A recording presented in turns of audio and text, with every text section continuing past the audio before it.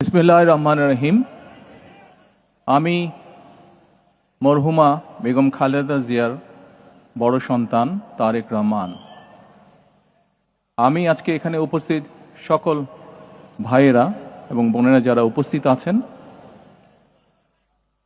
মরহুমা বেগম খালেদা জিয়া জীবিত থাকাকালীন অবস্থায় যদি আপনাদের কারো কাছ থেকে কোনো ঋণ নিয়ে থাকেন, দয়া করে আমার সাথে যোগাযোগ করবেন, আমি সেটি পরিশোধের ব্যবস্থা করব ইনশাআল্লাহ।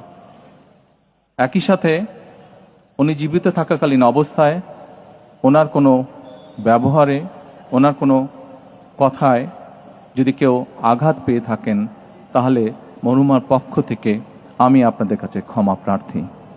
দোয়া করবেন আল্লাহ তাআলা যাতে ওনাকে বেহেশত দান করেন। আসসালামু আলাইকুম।